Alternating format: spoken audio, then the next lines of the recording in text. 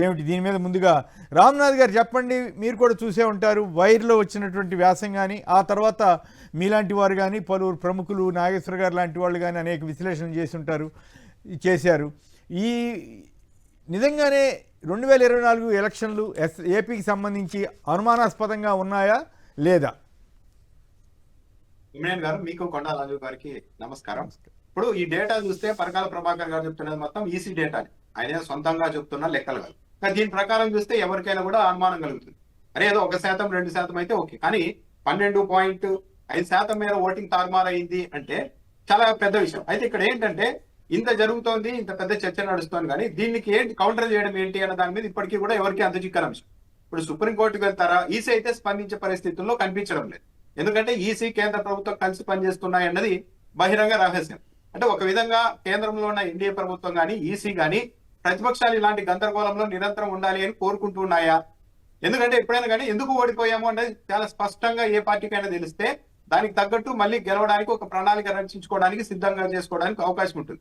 అలా కాకుండా ఎందుకు ఓడిపోయామో, ఇంత చేసి ఓడిపోయాం, ఈవీఎంలో చూస్తే ఇలా ఉంది డేటా మొత్తం, ఓటర్ల డేటా, ఓటింగ్ సర్లని, కాబట్టి ఇలా కన్ఫ్యూజన్ లో ఉన్నప్పుడు ఎలా గెలవాలి, ఎలాంటి ప్రణాళిక రచించుకోవాలన్న దానిపైన సహజంగానే ప్రతిపక్షాలు తీవ్ర గందరగోళంలో ఉంటాయి. ఇలాంటి గందరగోళం లైవ్లీగా ఉండాలి, ప్రతిపక్షాలు ఇలా ఇబ్బంది పడుతూ ఉండాలి అని కేంద్ర ప్రభుత్వంతో పాటు ఈసీ కూడా భావిస్తోందా? అందుకే కేంద్ర ప్రభుత్వం ఎన్డీఏ రాజకీయ పార్టీలకు అనుకూలంగా వ్యవహరిస్తోందా అన్న ఒక చర్చ నడుస్తుంది. ఇప్పుడు కేవలం రాత్రి 11:45 నుండి 2 గంటల మధ్య ఒక పోలింగ్ బూత్ లో కొన్ని చోట్ల 690 పైగా ఓట్లు పోల్ అయ్యాయంటే ఇది అసాధ్యం. నిమిషానికి 3 పైగా ఓట్లు వేసుకుంటూ వెళ్ళిపోయారంటే ఎలా ఇది డేటా? అసలు ఏంటి? ఒరిజినల్ గా చూస్తే సాయంత్రం 5 గంటలు పోలింగ్ ముగిసిన తర్వాత 8 గంటలకు ఇచ్చిన డేటా వాస్తవికంగానే ఉంది. 68.04% 5 గంటలకు ఉంటే ఇచ్చిన దాంట్లో 8 గంటలకి 68.12%, అంటే చాలా స్వల్పంగా పెరిగింది అక్కడ వరకు.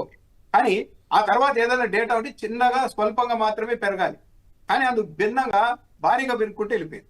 రాత్రి 11:45 ఏకంగా 76.50% అంటే దాదాపు 8% పైగా జంప్ అయింది.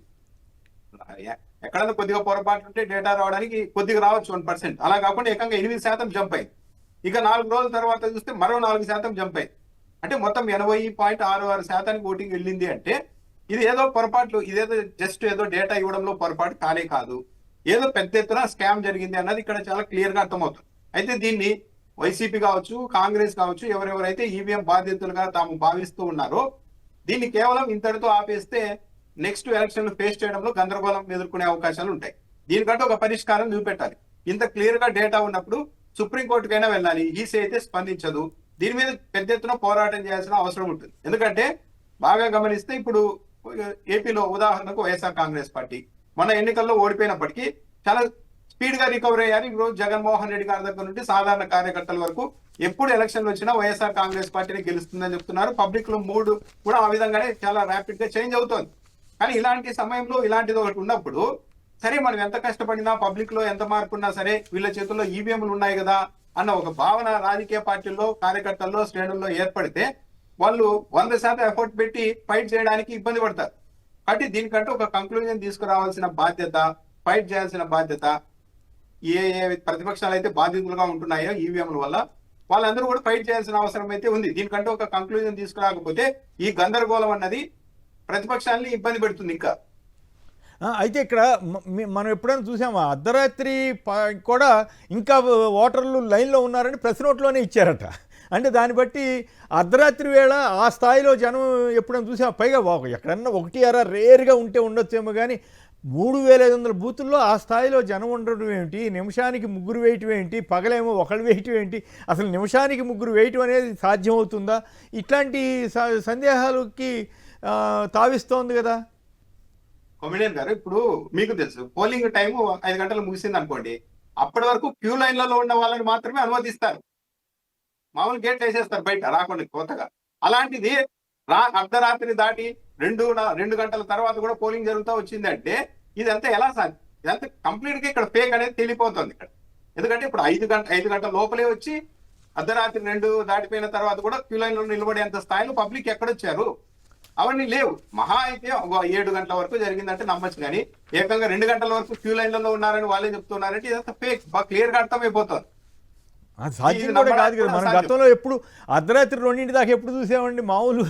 ఏ ఎలక్షన్ ఎంత తీవ్రమైన ఎలక్షన్ అయినా కూడా అట్లా అసాధ్యమైన విషయం కదా. మరి ఎట్లా సాధ్యమైంది? ఇది ఎంత అంత జిమ్మిక్కుగా కనిపిస్తుండటంతో పరకాల ప్రభాకర్ గారు రాసిన డేటా కానీ అంతా కూడా ఎలక్షన్ కమిషన్ ఇచ్చిన డేటానే. అది కూడా ఆ డేటా ఆధారంగా చూస్తే ఖచ్చితంగా సంథింగ్ హ్యాపెండ్. ఏదో అది దాల్ మే కుచ్ కాలాహై అనేది అంటారు కదా, అట్లా కనపడతా ఉంది. కొమ్మినేని గారు, ఈసీని ఒక సరైన ప్లాట్ఫామ్ మీద జవాబుదారీగా సమాధానం చెప్పు అని లాగే పరిస్థితి లేకపోవడం వల్లే ఈ దేశంలో ఇలాంటి విచ్చలవిడితనం మొదలైంది. 2 గంటల తర్వాత కూడా పోలింగ్ జరిగిందని ఈసీ చెప్తున్నప్పుడు ఏదో ఒక ప్లాట్ఫామ్ సుప్రీంకోర్టు గా చేయడం కాదు, ఎలా జరిగింది, ఎప్పుడు జరిగింది, ఇది చూపించండి అని అడిగే పరిస్థితి లేకపోవడం వల్లే ఈసీ ఇష్టానుసారం మాట్లాడుతుంది. అవును, దురదృష్టవశాత్తు న్యాయ వ్యవస్థ కూడా దీని మీద సరిగా స్పందించలేదేమో అనిపిస్తుంది. కొంతమంది బాలినేని శ్రీనివాసరెడ్డి, అట్లాగే బెల్లాన చంద్రశేఖర్ ఇట్లాంటి వాళ్ళు కొందరు కోర్టుకు వెళ్ళినా కూడా న్యాయం ఇంతవరకు సరైన న్యాయం రాలేదేమో. వాస్తవం నిజంగా తప్పు జరగకపోతే ఈ కారణాలతో తప్పు జరగలేదని చెప్పాలి. లేదు ఈ బ్యాటరీ ఇష్యూ ఇవన్నీ వచ్చినాయి కదా ఆ రోజుల్లో, వాటన్నిటికీ సరైన పరిష్కారం ఎలక్షన్ కమిషన్ నుంచి కనిపించట్లేదు. రైట్, రాజీవ్ మాట్లాడండి. సార్ కేఎస్ఆర్ గారు, మీకు రామ్నాథ్ గారికి, సాక్షి టీవీ న్యూస్ ఛానల్ వీక్షకులందరూ కూడా నా హృదయపూర్వక నమస్కారాలు, శుభోదయం.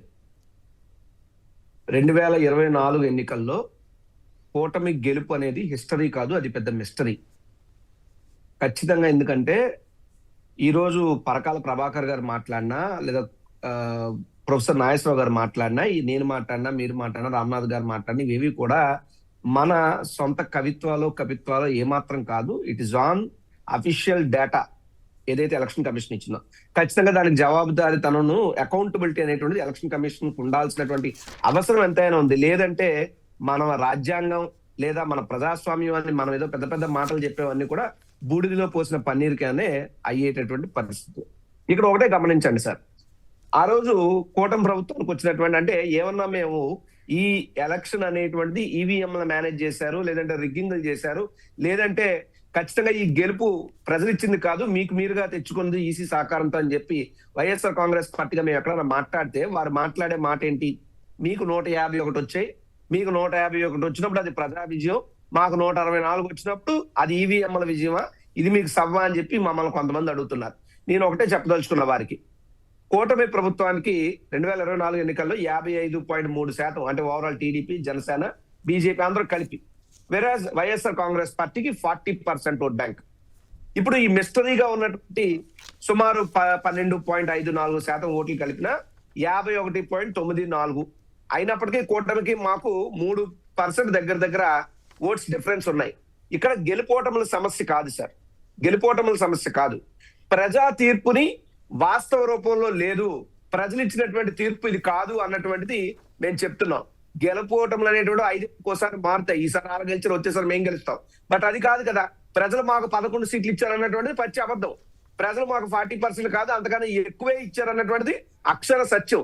ఈ రోజు వస్తున్నటువంటి ప్రశ్నలకు సమాధానం చెప్పాల్సినటువంటి ఈసీ గౌరవ మా పార్లమెంట్ సభ్యులు మిథున్ రెడ్డి గారు స్వయాన పార్లమెంట్ లో కూడా మాట్లాడారు. అనేక సందర్భాల్లో ఈసీని అడిగితే వీవీప్యాట్లు తగలబెట్టేశామని చెప్పారు. ఎందుకు తగలబెడతారు వీవీప్యాట్లు? అంత తొందరగా వచ్చింది ఎలక్షన్ కమిషన్ కి. రెండో అంశం, సీసీ ఫుటేజ్ రిలీజ్ చేయండి. మీరు అన్నట్టు రాత్రి 11:45 నుంచి 2 గంటలకి ఆఖరి ఓటు పోలైందని చెప్పి ఇదే ఈసీ చెప్పింది. మరి ఆ టైంలో మీరు చెప్పినంత మంది జనాభా పోలింగ్ బూతుల దగ్గర ఉండాలి కదా, ఆ పోలింగ్ బూతులు లైన్ లో కనబడాలి కదా. ఆ తాలూకా సీసీ ఫుటేజ్ ఇమ్మనంటే భద్రతకు ముప్పు అట. ఎవరి భద్రతకు ముప్పు? ఈసీ యొక్క దొడ్డిదారితనానికి భద్రతకు ముప్పా, లేదా ప్రజాస్వామ్య భద్రతకు ముప్పా, లేదా మీరు చేసినట్టు మోసాలు బయటపడతాయి అన్నటువంటి భయమా? రెండవది, ఏదైతే గౌరవ ఎలక్షన్ కమిషన్ వారు సాయంకాలం 5 గంటలకి ఇంత పోల్ అయిందని చెప్పారు, ఎంత 68.04. ఆ చెబుతూనే ఆ ఇచ్చినటువంటి కాగితాన్ని పరిశీలిస్తే 80% వరకు కూడా పోలింగ్ వెళ్ళొచ్చు అని చెప్పి ముందే చెప్పారు. అసలు ఎట్లా చెప్తారు? 5 గంటలకి 68.04% పోల్ అయిందని చెప్పి మరి పోలింగ్ పూర్తయినాటికి 80% రీచ్ అయిపోయింది. అంటే ముందే టార్గెట్ ఫిక్స్ చేసుకున్నారు. చెప్పారా? ఇంట్రెస్టింగ్ పాయింట్ ఉంది సార్. నో ఉన్నది నేను కావాలని మీకు పంపిస్తాను. ఉన్నది నేను అదే చెప్తున్నా. వారు ముందే ప్రిపేర్ అయి ఉన్నారు. ఎలా చెప్పగలుగుతారు అసలు? 5 గంటలకి అయిపోయిన తర్వాత మీరు 80% అని అంత ఎగ్జాక్ట్ ఫిగర్ ఈసీ ఎలా చెప్పగలిగింది? రెండవ అంశం, మీరు ఏదైతే రాష్ట్రం మొత్తం కూడా సుమారు ఆ రోజు ఎన్ని వేల పోలింగ్ బూతుల్లో జరిగిందంటే సుమారు 49,000 దగ్గర పోలింగ్ బూతుల్లో ఓట్స్ పోలైనవి సార్. 46,389 పోలింగ్ బూతుల్లో గంటకి 60.7 ఓట్లు పోలైనవి. ఆ రకంగా చూసుకుంటే 3,500 పోలింగ్ బూతుల్లో కంటిన్యూ అయింది పోలింగ్ ఆఫ్టర్ 11:45 అన్నటువంటి అంశాన్ని ఈసీ వారే చెప్పారు. అలా చూస్తే 491 ఓట్లు పోల్ అవ్వాలి ప్రతి పోలింగ్ బూత్ లోని. మరి పొద్దున్న నుంచి ఉన్న లెక్క ప్రకారం చూస్తే ఉదయం 7 వరకు, ఉదయం 8 వరకు, లేదా ఉదయం 10-11 వరకు కూడా పోలింగ్ అప్రతీతంగా కొనసాగాలి. అది మానేసి ఇదే ఈసీ ఏం చెప్పింది, నిజంగా వాళ్ళకి బుర్రలేక చేసింది కానీ ఈసీ, లేదంటే పోలింగ్ ఉదయం 11 దాకా కంటిన్యూ అయిందని ఈసీ ప్రకటించుంటే మనం ఏం చేద్దాం సార్? ఏం చేయగలం మనం? అంటే వాళ్ళు తప్పు చేశారు కానీ తప్పును సరిగ్గా చేయలేకపోయారు. అడ్డంగా ఈ రోజు దొరికిపోయింది EC. No doubt EC management తో గెలిచినటువంటి ఎన్నికలు తప్ప ఇది ప్రజా విజయం కాదు, ప్రజలు ఇచ్చినటువంటి తీర్పు ఇది కాదు. సరే మాకు 70-80 సీట్లు రావచ్చు, లేకపోతే వాళ్ళకు ఒక 110 సీట్లు అలాగా వస్తే రావచ్చు తప్పితే, అంతే తప్ప ఇదేంటిదండి? ఇటు మాకు 11 ఏంటి, వాళ్ళకేమో 164 ఏంటి, మాకు వచ్చింది 40% ఏంటి, అర్ధరాత్రి 17 లక్షల ఓట్లు తారుమారా. ఎలాగ సార్? మీరు నిమిషాలకు 3 ఓట్లు అంటున్నారు కదండి. ప్రజలకు అర్థం అవడానికి ఇంకా దాన్ని చూస్తే 20 సెకండ్లకు ఒక ఓటు వేసేటట్టండి అకార్డింగ్ టు ఈసీ. అండి పోలింగ్ బూత్ లో నడ్డానికి 20 సెకండ్లు అవుతుంది సార్. లైన్ లో నిలబడాలా, సంతకం పెట్టాలా, పైగా అప్పుడు 2 ఓట్లు వేయాలి, పార్లమెంట్ 2 ఓట్లు. ఎస్, ఇక్కడ మనిషి అనేవాడు వాస్తవంగా ఓటర్ ఐడి కార్డు పట్టుకుని ఈసీ చెప్పినటువంటి రూల్స్ ప్రకారం ఎన్ని ఓట్లు వేయాలంటే అది అసాధ్యం. పడుతుంది 20 సెకండ్లకు 2 ఓట్లు పడతాయి. ఎలా పడతాయి? ఓటు వేసినప్పుడు కాదు, ఓటు గుద్దుకున్నప్పుడు పడుతుంది. నిజమే, ఆలకాలు బటన్లు టపా టపా టపా టపా నొక్కేసుకుంటే బ్రహ్మాండంగా పడతాయి. ఎందుకు పడవు? ఓ బటన్ నొక్కడానికి మనకి ఎంతసేపు పడుతుంది సార్? అదే జరిగింది. ఎందుకంటే ఇది వాస్తవం. ఖచ్చితంగా ఈ గెలుపులో మిస్టరీ ఉంది. ఖచ్చితంగా గౌరవ రాష్ట్రపతి గారు, గౌరవ సుప్రీంకోర్టు ప్రధాన న్యాయమూర్తి గారు ఈ యొక్క అంశంలో వాళ్ళు ఇన్వాల్వ్ కాకపోతే ఇంకా మనం ఎందుకు సార్ ఎలక్షన్లు పెట్టుకుని, ఇంకా మనం ఎందుకు సార్ ప్రజాస్వామ్యంలో ఈ రాష్ట్రం కోసం, ఈ రాష్ట్ర ప్రజల భవిష్యత్తు కోసం జగన్మోహన్ రెడ్డి గారు 5 ఏళ్ల పాటు అహోరాత్రులు శ్రమించి ప్రజల ఫలితాన్ని అంతమంది ఎదురు వస్తున్నా సరే జగన్మోహన్ రెడ్డి గారు ప్రజల మీద నమ్మకం పెట్టుకుని ముందుకెళ్ళాడు. ఆ ప్రజలు ఆయనకు తోడుగా నిలబడ్డారు. కానీ ఇక్కడ వంచింది, వెన్నుపోటు పొడిచింది, కుట్రలు కుతంత్రాలతో పని చేసినటువంటి ఎలక్షన్ కమిషన్ అండంలో నేను ఏమాత్రం వెనక తగ్గను. దీనికి సమాధానం చెప్పాల్సినటువంటి బాధ్యత ఈసీ మీద ఉందని చెప్పి నేను తెలియజేస్తున్నాను. రెండో అంశం, ఖచ్చితంగా కాంగ్రెస్ పార్టీ గురించి ఇక్కడ నాకు అనుమానం కలుగుతుంది. ఊరు వాడ దేశం మొత్తం ఓట్ చోరీ అని తిరిగే రాహుల్ గాంధీ గారికి కళ్ళు కనబడలేదా అని అడుగుతున్నా. కాంగ్రెస్ పార్టీకి చెవులు వినబడలేదా అని అడుగుతున్నా. ఆ కాంగ్రెస్ పార్టీ ఆంధ్ర పిసి అధ్యక్షురాలుగా ఉన్నారే షర్మిలమ్మ గారు, అమ్మా మీరు మాట్లాడితే జగన్మోహన్ రెడ్డి గారి మీద విమర్శలు చేస్తారమ్మా. ప్రజాస్వామ్యం మీద ఇంత దాడి జరుగుతుంటే మీరు ఆ పార్టీ రాష్ట్ర అధ్యక్షురాలుగా ఉండి ఏ రోజున ఒక్క మాట మాట్లాడారమ్మా?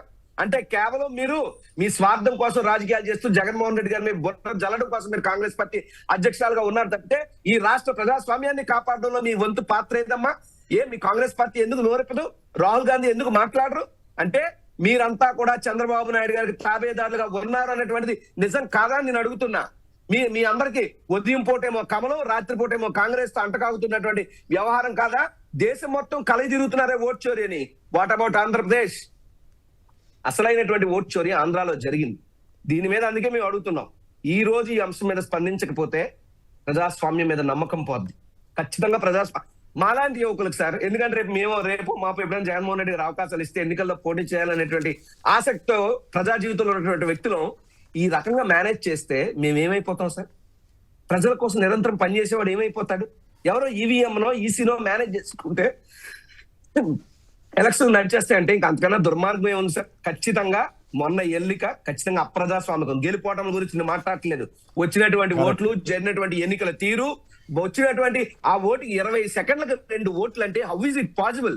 ఏదో పవన్ కళ్యాణ్ గారికి కూడా నేను అడుగుతున్నా. ఆయన సినిమా అదేదో ఉంటుంది సార్, వకీల్ సాబ్, అందులో ఆవిడ మొయినాబాద్ నుండి పోలీస్ స్టేషన్ కి ఇలా వచ్చేసానంటే, అలా నువ్వు రావాలి అరగంటలో అంటే నీకు బజరంగి బాయిజాన్లో 2 లెక్కలన్నా ఉండాలి, లేదా అతీత శక్తులన్నా ఉండాలి, సూపర్ ఉమెన్ సూపర్ కాప్ అన్నాడు. ఈ రోజు జరగాలంటే సూపర్ ఓటర్స్ అయి ఉండాలా, సూపర్ ఈసీ అయి ఉండాలా, ఉండాలా, లేకపోతే ఇది సాధ్యం కాదు. అర్ధరాత్రి వేళ, పగలేమో ఓట్లు వేయలేదంటే అర్ధరాత్రి గారు 12 కాడి నుంచి చేశారంట. ఇది ఎక్కడ పంచాయతీ? ఏమి అన్యాయం సార్. సార్ ఖచ్చితంగా క్లియర్ కట్ గా నేను చెప్తున్నాను, ఇది గెలుపు హిస్టరీ కాదు, ఇది పెద్ద మిస్టరీ. ఇది ప్రజా తీర్పు ఏమాత్రం కాదు, ఇది వాస్తవం. దీని మీద ఏమన్నా ఉంటే ఈసీ స్పందించాలి. లేదంటే ఇంకా నేను చెప్పాను కదా, గౌరవ రాష్ట్రపతి గారు, గౌరవ సుప్రీంకోర్టు ప్రధాన న్యాయమూర్తి గారు ఇన్వాల్వ్ అయ్యి దీని తాలూకా తెలిస్తే తప్పితే ప్రజాస్వామ్యం బతికేటటువంటి అవకాశాలు లేవు సార్ ఇటువంటి పరిస్థితుల్లో అయితే మాత్రం ఎన్నికల్లో. రైట్.